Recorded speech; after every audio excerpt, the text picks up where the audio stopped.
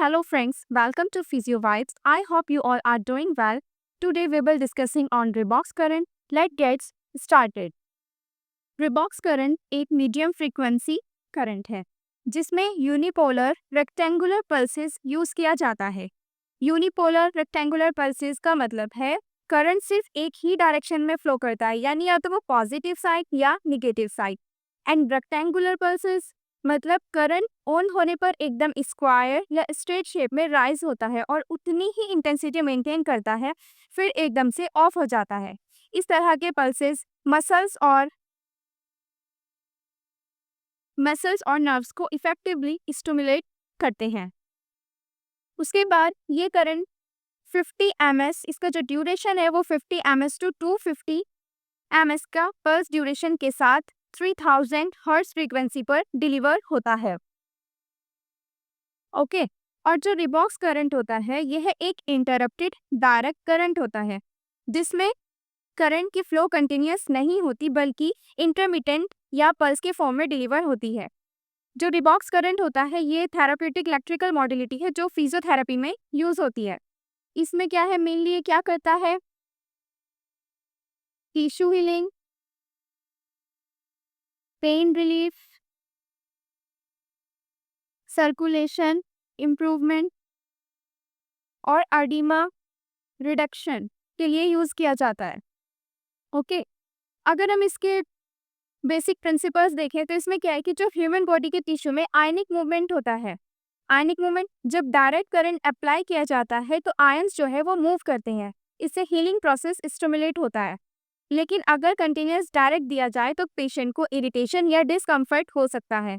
इसलिए रिबॉक्स करंट में direct current को ब्रेक करके पल्सेस के फॉर्म में दिया जाता है ताकि पेशेंट कंफर्टेबल रहे और थेराप्यूटिक इफेक्ट भी मिले।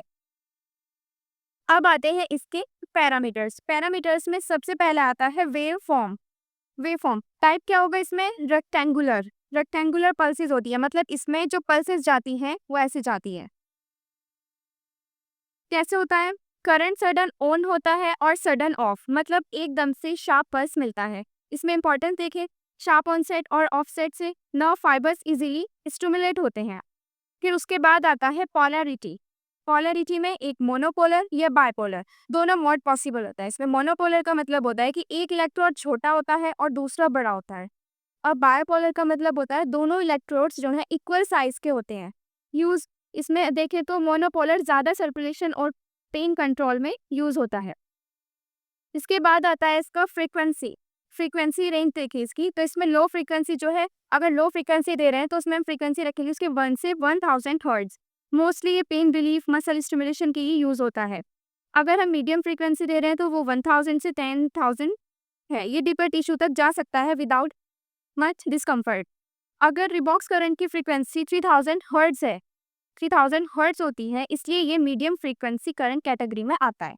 ओके, इसके बाद आती है हमारे पास पल्स ड्यूरेशन में क्या है, इसमें बताया था 50 ms से 250 ms के बीच होती है। ये डिसाइड करता है कि एक एक इम्पल्स कितने टाइम तक टिश्यू में डिलीवर होगा। छोटी ड्यूरेशन सुपरफिशियल स्टिमुलेशन, बड़ी ड्यूरेशन डीप स्टिमुलेशन। ओके, और छोटी ड्यूरेशन होगी तो वो सुपरफिशियल स्टिमुलेशन। ओके, फिर इसके बाद आता है मोड ऑफ एप्लीकेशन में क्या होगा, एक hand held prop electrode use होता है। जो थेरापिस्ट होता है वो डायरेक्टली स्किन के ऊपर डिजायर एरिया में मूव करता है। दूसरा इलेक्ट्रोड पेशेंट की बॉडी के किसी न्यूट्रल एरिया में फिक्स किया जाता है। ओके, फिर आता है हमारे पास, इसमें देखिए ट्रीटमेंट ड्यूरेशन में क्या है, इसमें यूजुअली 5 to 15 मिनट पर session depending on problem. Acute cases में शॉर्ट टाइम, क्रॉनिक में थोड़ा लॉन्गर सेशन यूज होता है। ओके, अब आता है हमारे पास मेथड ऑफ एप्लीकेशन में सबसे पहले आएगा पेशेंट की प्रिपरेशन में क्या होगा, पेशेंट को कंफर्टेबल पोजीशन में लिटाया जाता है या तो सुपाइन या prone depending on treatment area. Okay, treatment area को एक्सपोज किया जाता है थेरेपी देने के लिए। स्किन को इंस्पेक्ट करना जरूरी है, कोई वुंड, इन्फेक्शन, मेटल इम्प्लांट के स्किन लीजन ना हो। एरिया को क्लीन एंड ड्राई करना चाहिए ताकि करंट का रेजिडेंस कम हो और पेशेंट को कंफर्टेबल लगे। ओके, फिर आता है इलेक्ट्रोड प्लेसमेंट। इलेक्ट्रोड प्लेसमेंट में एक होता है एक्टिव इलेक्ट्रोड, यानी छोटा होता है, जहां स्पेसिफिक ट्रीटमेंट देना है वहां लगाया जाता है, मोटर पॉइंट, ट्रिगर पॉइंट या painful area. Second, indifferent electrode, ये बड़ा होता है, इसे नियर बाय या प्रॉक्सिमल एरिया में रखा जाता है ताकि करंट डिफ्यूज हो सके। इलेक्ट्रोड और स्किन के बीच में वेट स्पंज पैड यूज किया जाता है ताकि स्किन रेजिस्टेंस कम हो और यूनिफॉर्म करंट फ्लो हो। ओके, फिर आता है selection of parameter.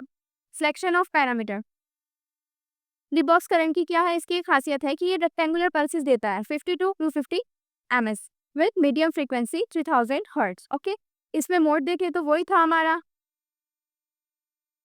Unipolar, rectangular pulses and pulse duration वही 50 to 250 ms तक एडजस्ट किया जाता है, मतलब ट्रीटमेंट रिक्वायरमेंट के हिसाब से। अगर हम इसकी इंटेंसिटी देखें, इंटेंसिटी में क्या होगा, इंटेंसिटी करते हैं तो उसमें पेशेंट को mild tingling tapping sensation feel होता है लेकिन डिस्कम्फर्ट ना हो।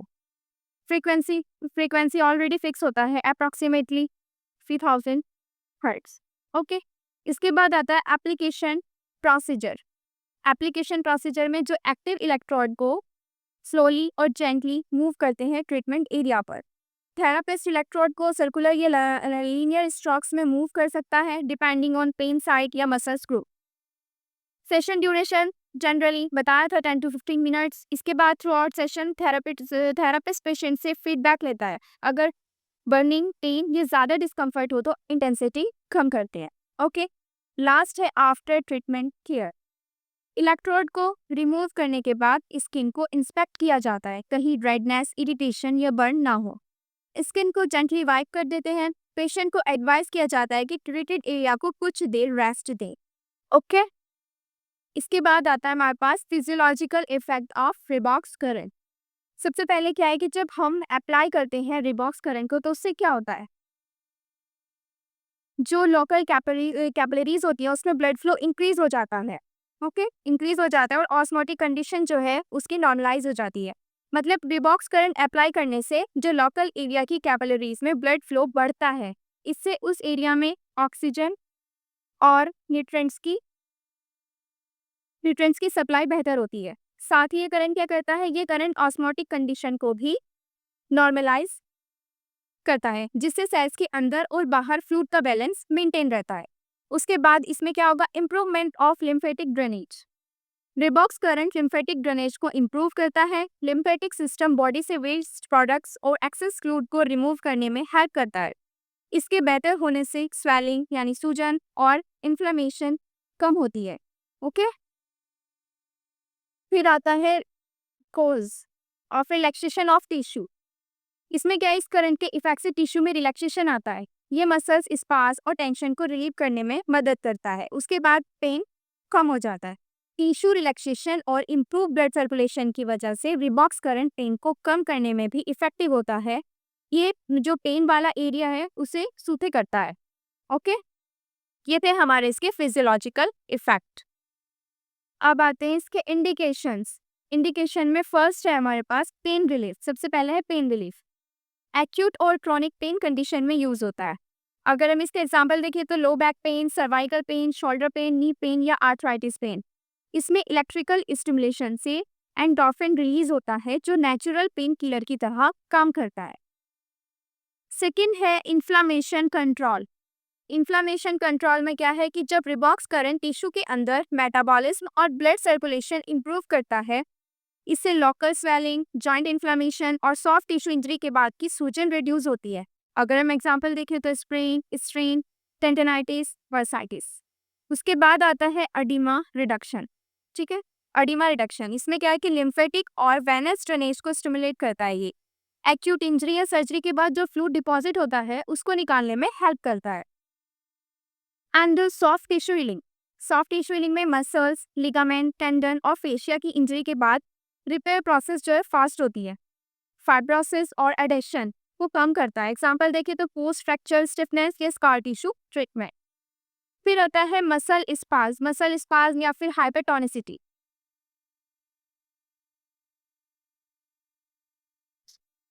हाइपरटोनिसिटी। रिबॉक्स करंट मसल्स को रिलैक्स करता है, स्पाज्म और टाइटनेस कम करता है। अगर हम इसका एग्जाम्पल देखें तो सर्वाइकल स्पाज्म, लंबर स्पाज्म या फिर फ्रोजन शोल्डर। इसके बाद आता है स्पोर्ट इंजरीज। स्पोर्ट इंजरीज में क्या है कि एक्यूट स्पोर्ट इंजरीज जैसे स्ट्रेन, कंट्यूजन, लिगामेंट इंजरी में यूज होता है। इसमें रिकवरी टाइम फास्ट करता है। ठीक है। नेक्स्ट है post surgical condition. Post surgical condition में क्या है कि सर्जरी के बाद जो पेन, स्वेलिंग और स्टिफनेस होती है उसको रिड्यूस करता है, जैसे नी रिप्लेसमेंट में, लिगामेंट रिकंस्ट्रक्शन में। एंड फिर इसके बाद है न्यूरोलॉजिकल कंडीशन। न्यूरोलॉजिकल कंडीशन में सम केसेस में नर्व पेन और पैरास्थीशिया जैसे टिंगलिंग नमनेस रिड्यूस करने के लिए, जैसे एग्जांपल देख सकते हैं इसके रेडिकुलोपैथी या फिर न्यूरोपैथिक पेन। एंड लास्ट आता है स्कार टिश्यू। स्कार टिश्यू में क्या है कि ओल्ड स्कार या फाइब्रोटिक टिश्यू को सॉफ्ट करता है, इनकी मूवमेंट और फ्लेक्सिबिलिटी इंप्रूव होती है। ओके, ये थे हमारे इसके इंडिकेशन। अब आते हैं इसके कॉन्ट्राइंडिकेशन। कॉन्ट्राइंडिकेशन में फर्स्ट है हमारे पास पेसमेकर। पेसमेकर, अगर पेशेंट की बॉडी में कार्डियक पेसमेकर या इम्प्लांटेड डिफिब्रिलेटर है तो रिबॉक्स करंट बिल्कुल मना है, क्योंकि इलेक्ट्रिकल करंट इंटरफेयर करते हैं, हार्ट रिदम डिस्टर्ब करता है, लाइफ थ्रेटनिंग अरिथमिया हो सकती हैं। ठीक है। एंड फिर प्रेगनेंसी में भी ये कॉन्ट्राइंडिकेटेड है।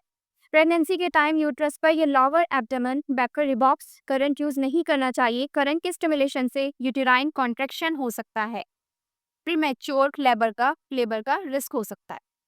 इसके बाद आता है कैंसरस एरिया या फिर malignant tumour. Cancerous area, cancer या ट्यूमर के एरिया पर करंट देना स्ट्रिक्टली अवॉइड करना चाहिए, क्योंकि सर्कुलेशन बढ़ने से ट्यूमर ग्रोथ और मेटास्टेसिस का रिस्क हो जाता है। ठीक। इसके बाद आता है इन्फेक्टेड या इन्फ्लेम स्किन लीजन। इसमें क्या है कि open wound, pulse, skin infection या इन्फ्लेम्ड एरिया पर इलेक्ट्रोड लगाना अवॉइड करें। करंट से इन्फेक्शन स्प्रेड हो सकता है और हीलिंग स्लो हो जाती है। इसके बाद है इपिलेप्सी यानी scissor disorder. Head neck region में स्टिमुलेशन इससे सीजर ट्रिगर हो सकता है, इससे इपिलेप्सी वाले पेशेंट में स्पेशल प्रिकॉशन या अवॉइड करना चाहिए। इसके बाद आता है थ्रोम्बोसिस। थ्रोम्बोसिस में क्या है, जहाँ ब्लड क्लॉट यानी थ्रोम्बोसिस या वेन में इंफ्लेमेशन हो वहाँ स्टिमुलेशन नहीं करना चाहिए, क्योंकि इंक्रीज ब्लड फ्लो से क्लॉट डिस्लोज होके एम्बोलिज्म हो सकता है। ठीक। इसके बाद है कार्डियक रीजन या कैरोटिड साइनस एरिया। इसमें क्या है, चेस्ट के ऊपर या कैरोटिड साइनस यानी नेक पर करंट देना अवॉइड करें, क्योंकि ये बीपी और हार्ट रिदम डिस्टर्ब कर सकता है, लाइक सिंकॉप या अरिथमिया। इसमें एक होता है मेटल इम्प्लांट। लास्ट है मेटल इम्प्लांट में क्या है कि अगर ट्रीटमेंट एरिया में metallic implant, orthopaedic plate, screw या प्रोस्थेसिस है तो करंट यूज केयरफुली करना चाहिए, क्योंकि मेटल हीट जनरेट करके बर्न या डिस्कम्फर्ट पोज कर सकता है। ओके, यहाँ पर होता है हमारा रिबॉक्स करंट कंप्लीट। अगर आपको इस टॉपिक के प्रॉपर नोट्स चाहिए तो हमारे टेलीग्राम चैनल पर मिलेंगे, जिसका लिंक डिस्क्रिप्शन बॉक्स में दिया हुआ है। और ऐसी और वीडियोस के लिए हमारे चैनल को सब्सक्राइब करें और वीडियो को लाइक एंड शेयर करें। Thank you.